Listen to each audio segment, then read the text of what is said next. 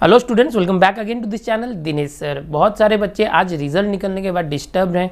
उन्हें लग रहा है कि उनका जो ग्रुपिंग क्राइटेरिया है वो पूरा होगा या नहीं होगा। नहीं हुआ तो क्या वे बीई बीटेक यानी इंजीनियरिंग कर पाएंगे या नहीं कर पाएंगे। क्या उन्हें डिप्लोमा में जाके एडमिशन लेना पड़ेगा, और एडमिशन प्रोसेस भी होने वाला है तो कैसे होने वाला है, और एडमिशन होगा तो सीईटी के बेस पे होगा या कोई और क्राइटेरिया आने वाला है। तो ये सारी जो बातें हैं उनके आंसर आपको इस वीडियो में मिलेंगे। वीडियो को लास्ट तक जरूर देखें। सबसे पहले बात करते हैं कि इंजीनियरिंग में जाने के लिए क्राइटेरिया क्या होता है। अगर आप महाराष्ट्र में बीई या बीटेक करना चाहते हैं तो आपकी एलिजिबिलिटी क्या होनी चाहिए। सबसे पहला यहाँ स्क्रीन पर आप देख सकते हो कि नेशनैलिटी आपकी जो है वो इंडियन होनी चाहिए। बहुत सारे बच्चे मुझे पूछते हैं कि मैं महाराष्ट्र में नहीं रहता तो क्या मैं महाराष्ट्र में इंजीनियरिंग कर सकता हूँ।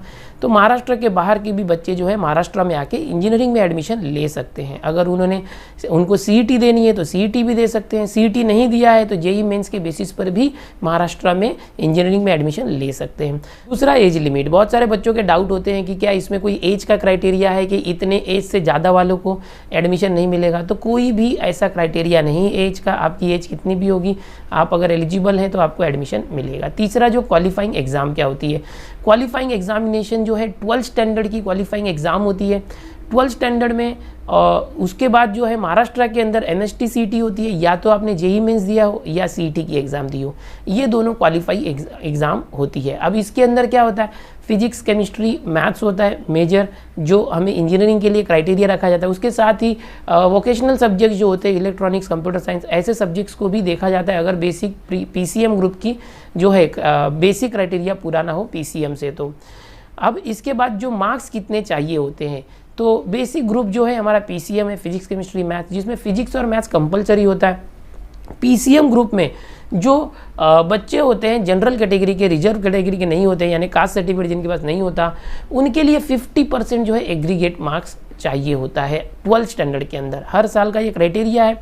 और जो रिजर्व कैटेगरी के बच्चे होते हैं जैसे एससी, एसटी, ओबीसी, ऐसे कैंडिडेट होते हैं, उन्हें 45% मार्क्स जो है पीसीएम में लाना होता है। अब ये पीसीएम में 50% या 45% मतलब क्या, किसी एक सब्जेक्ट में नहीं, तीनों सब्जेक्ट का मिला के आपका जो है, जैसे कि अगर कोई जनरल कैटेगरी है तो पीसीएम ये 100 यानी 300 मार्क्स की एग्ज़ाम होती है।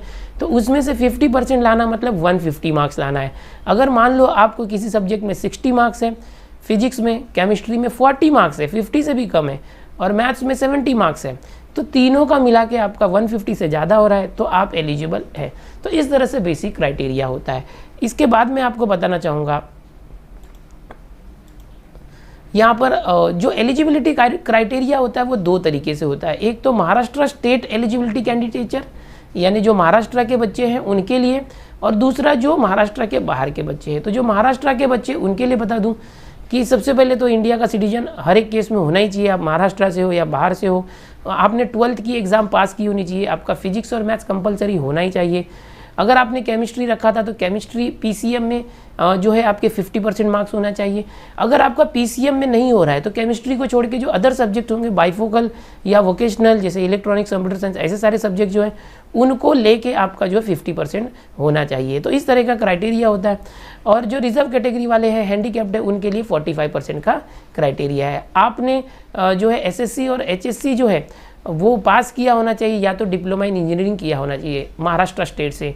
अगर आप महाराष्ट्र स्टेट के स्टूडेंट हैं तो आपने 10वीं और 12वीं महाराष्ट्र से किया होना चाहिए।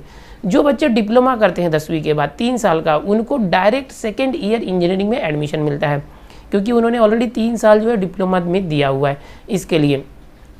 अगर जो स्टूडेंट है उनके फादर या मदर महाराष्ट्र में डोमिसाइल्ड है और वो बाहर उसका डोमिसाइल नहीं है महाराष्ट्र का स्टूडेंट का, तो भी वो महाराष्ट्र कैंडिडेचर से फॉर्म भर सकता है। अब बहुत सारे बच्चों का ये होता है कि सर सीईटी में कितना मार्क्स आना चाहिए इंजीनियरिंग में एडमिशन के लिए, मिनिमम कुछ ऐसा क्राइटेरिया है क्या।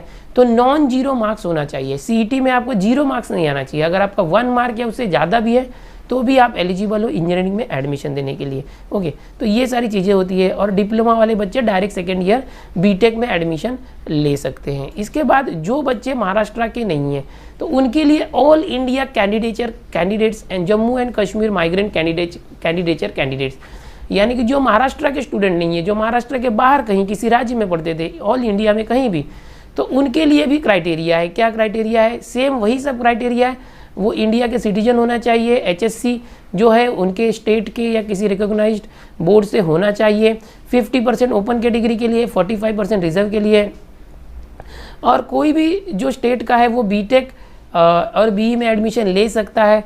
अच्छा, उसने या तो CET एग्ज़ाम दी हो, अगर उसने CET एग्ज़ाम नहीं दी है तो JEE मेन एग्ज़ाम दी होनी चाहिए और उसमें उसका नॉन जीरो स्कोर होना चाहिए। ओके, और डिप्लोमा वाले बच्चे जो है डायरेक्ट सेकेंड ईयर में ले सकते हैं। अब फ़र्क क्या हो गया महाराष्ट्र कैंडिडेचर और ऑल इंडिया कैंडिडेचर में? तो ऑल इंडिया कैंडिडेचर जो महाराष्ट्र के बाहर के स्टूडेंट हैं उनके लिए सीट्स बहुत कम होती है, उनका परसेंटेज सीट का कम होता है। मैक्सिमम सीट जो कॉलेजेस में होती है महाराष्ट्र स्टूडेंट्स के लिए होती है। कुछ कॉलेजेस तो ऐसे भी होते हैं जैसे COEP जो है वो CET के थ्रू ही महाराष्ट्र के ही बच्चों को लेते हैं, बाहर के स्टूडेंट को नहीं लेते हैं। आओ इसके बाद मैं आपको बताता हूँ। अब इसके बाद मैं बताना चाहूँगा कि क्या इंजीनियरिंग के जो एडमिशन जो CET के बेसिस पर होते हैं, MST CET के बेसिस पर, ये MST CET के बेसिस पर इस साल भी होंगे, तो इस पर एनालिसिस करने की ज़रूरत है सिचुएशन की। देखो MST CET जो एग्ज़ाम है वो अप्रैल मंथ में होने वाली थी, जिसको पोस्टपोन कर दिया गया क्योंकि कोरोना की शुरुआत हो चुकी थी मार्च महीने से। अब जब उसको पोस्टपोन करके जुलाई में रखा गया था। अब जुलाई के पूरा महीना जो MST CET ऑनलाइन एग्जाम होने वाली थी अलग अलग स्लॉट्स में, ताकि फिजिकल डिस्टेंसिंग बनी रहे लेकिन कोरोना का जो प्रभाव है वो बढ़ते बढ़ते इतना ज़्यादा हो गया कि फाइनली सभी लोग पोस्टपोन करने की मांग करने लगे CET को, और उसको अब पोस्टपोन कर दिया गया है टिल फर्दर ऑर्डर्स, यानी अभी उसका कोई डेट डिक्लेयर नहीं किया गया है कि कब होगी। ठीक है, तो अब JEE मेन और नीट को भी इसी तरह से अप्रैल में होने वाली थी, उसको जुलाई में किया गया। जुलाई में सिचुएशन ठीक नहीं रही तो MHRD मिनिस्टर जो थे HRD मिनिस्टर, उन्होंने उसे सितंबर में रखा है।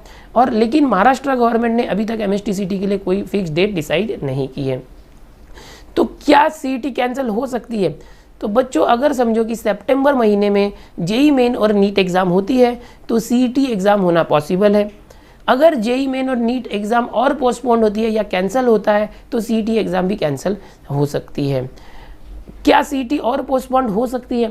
तो अगर सिचुएशन बेकार रही सितंबर मंथ में, यानी कि जो अभी सिचुएशन है जुलाई में, इसी तरह से परिस्थितियां बनी रही, फिजिकल डिस्टेंसिंग मेंटेन करने की ज़रूरत रही, तो CET को या तो पोस्टपोन किया जाएगा या तो कैंसिल किया जाएगा।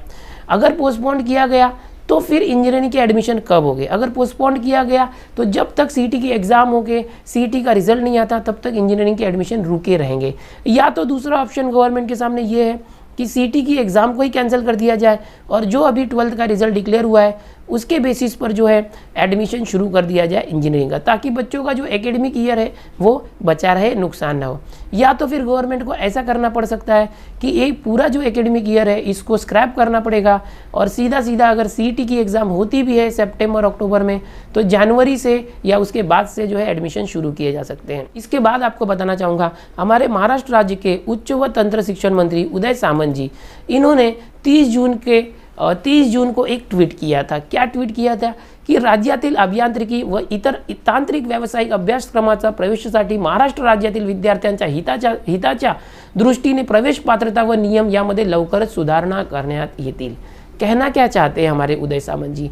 इनका कहना यह है कि अगर MST CET एग्ज़ाम ली जाएगी तो जो उसमें ग्रुपिंग क्राइटेरिया आपने इस वीडियो में देखा है 50% ओपन कैटेगरी के लिए और रिजर्व के लिए 45% कैटेगरी, उसके अंदर सुधारणा की जाएगी।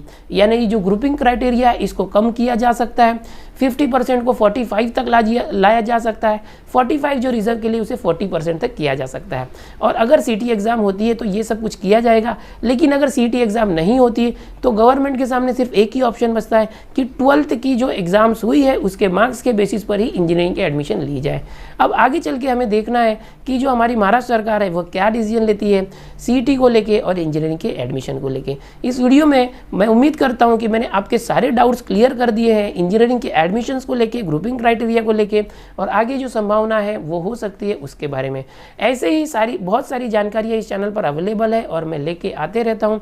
स्टूडेंट्स, अगर आपको सारी जानकारियाँ पसंद आ रही है तो चैनल को सब्सक्राइब कर लो, वीडियो पसंद आए तो लाइक कर दो, अपने दोस्तों में भी जरूर शेयर करें। मिलते हैं नेक्स्ट वीडियो में ऐसी और जानकारी के साथ।